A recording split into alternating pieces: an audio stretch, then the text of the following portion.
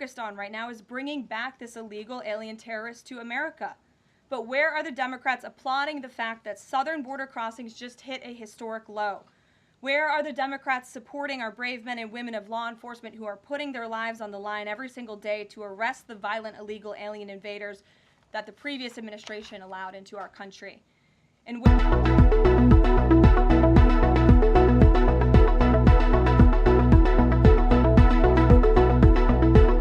On April 16, 2025, White House Press Secretary Karoline Leavitt held a comprehensive press briefing, addressing a range of topics from immigration enforcement to economic policies. The session also featured a poignant appearance by Patty Morin, mother of Rachel Morin, a victim of a high-profile 2023 homicide. Immigration enforcement and personal testimony. Leavitt introduced Patty Morin, who shared the tragic story of her daughter Rachel's murder while jogging near Baltimore. The convicted perpetrator, Victor Martinez Hernandez, an undocumented immigrant from El Salvador, was sentenced earlier that week. Morin's emotional account underscored the administration's emphasis on stringent immigration enforcement. Leavitt reiterated the administration's stance, asserting that individuals overstaying their visas are considered illegal immigrants and are subject to deportation. She emphasized the administration's commitment to removing undocumented individuals to uphold national security and public safety. The White House. Judicial contempt ruling and deportation policies. The briefing followed a ruling by U.S. District Judge James E. Boasberg, who found probable cause to hold the administration in criminal contempt for failing to comply with a court order halting deportations to El Salvador. This was highlighted by the case of Kilmer Abrego Garcia, who was mistakenly deported and imprisoned there. Leavitt defended the administration's actions, emphasizing their dedication to national security and adherence to legal immigration processes. Economic concerns, inflation, and egg prices.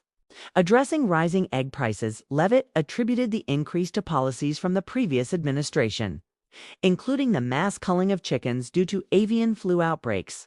She noted that the current administration is working to stabilize prices and restore supply chains, highlighting the nomination of Brooke Rollins as Secretary of Agriculture to address these issues.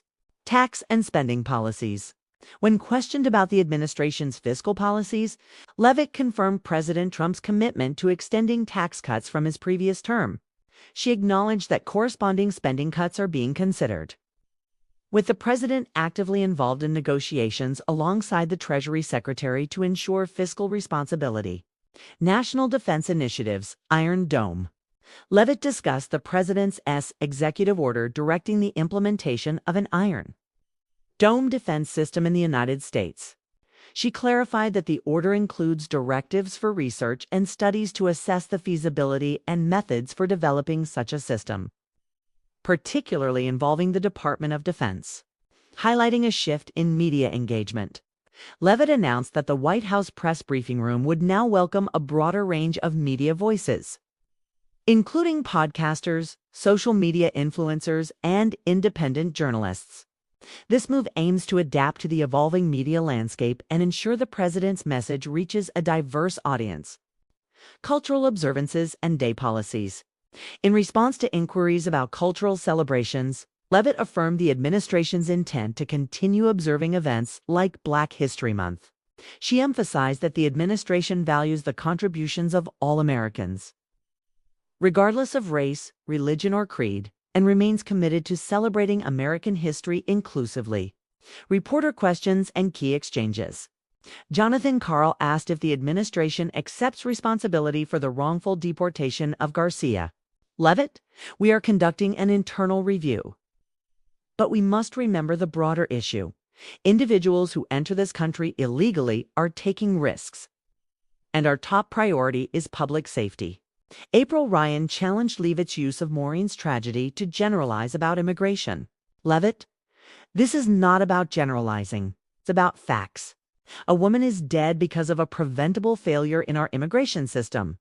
Peter Doocy shifted focus and asked whether the administration would push for new legislative action in Congress related to immigration enforcement. Leavitt, yes. The president is reviewing a legislative package that will mandate biometric tracking. mandatory detention for violent offenders, and increased deportation funding. Yamish Alcindor asked about humanitarian concerns related to deportations to countries with unsafe conditions, like El Salvador. Leavitt, we are sympathetic to the plight of many individuals, but humanitarian exceptions cannot come at the expense of national security. Broader topics touched. Though immigration dominated the briefing, Leavitt also fielded questions on other issues: inflation and gas prices. Asked about the recent uptick in gas prices, Leavitt pointed to OPEC production cuts and reassured that the administration is working to increase domestic output and stabilize supply chains. Foreign policy, Middle East. Responding to rising tensions between Israel and Iran, Leavitt said the president remains in close communication with allies and is considering a measured diplomatic response. Reproductive rights. With several states advancing near total abortion bans, Leavitt reiterated the administration's support for codifying Roe v. Wade through federal legislation. The April 16th press briefing by Karoline Leavitt provided insights into the administration's policies on immigration, economic measures, national defense, and media engagement.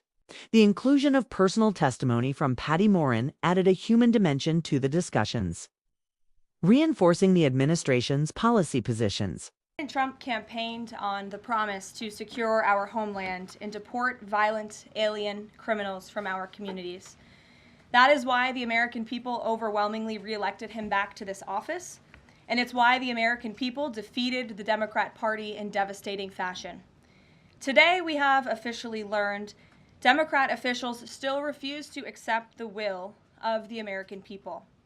Maryland Democrat Senator Chris Van Hollen rushed to Dulles Airport this morning to fly to El Salvador, potentially using taxpayer dollars, to demand the release of deported illegal alien MS-13 terrorist. The Democrats and the media in this room have continually and wrongly labeled Kilmar Abrego Garcia as a Maryland father. There is no Maryland father. Let me reiterate. Kilmar Abrego Garcia is an illegal alien, MS-13 gang member and foreign terrorist who was deported back to his home country. And when Kilmar Abrego Garcia was originally arrested, he was wearing a sweatshirt with rolls of money covering the ears, mouth, and eyes of presidents on various currency denominations.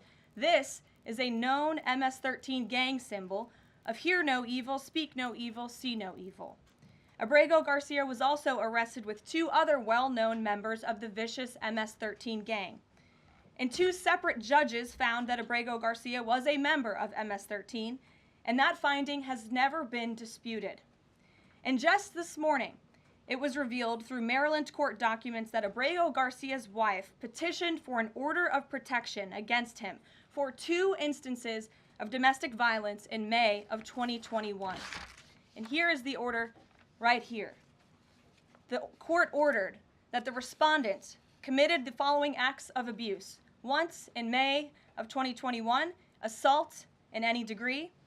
And on May 4th of 2021, he punched and scratched his wife, ripped off her shirt, and grabbed and bruised her.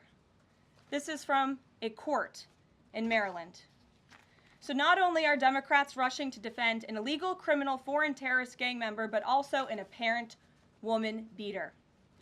To set all of that aside, the basic fact that he was illegally inside our country and had a lawful deportation order made him subject to removal back to his home country of El Salvador. And if he ever ends up back in the United States, he would immediately be deported again. Nothing will change the fact that Abrego Garcia will never be a Maryland father. He will never live in the United States of America again. And the United States Supreme Court ruled unanimously that the President of the United States and the Secretary of State could not be compelled to forcibly retrieve this citizen of El Salvador who is currently locked up in a maximum security prison in his home country due to his MS-13 membership. To remind the media and the Democrat Party, MS-13 are among the most vicious and dangerous individuals in this world. They pose a direct threat to the United States, El Salvador, and any other country who maintains basic law and order. MS-13 rapes innocent girls and women, runs sex trafficking operations, murders for sport, and terrorizes law-abiding people. That's why El Salvador President Bukele made it clear this week that he will not be releasing this MS-13 gang member from his prison. But that is not enough. All of that is not enough to stop the Democrat Party from their lies. The number one issue they are focused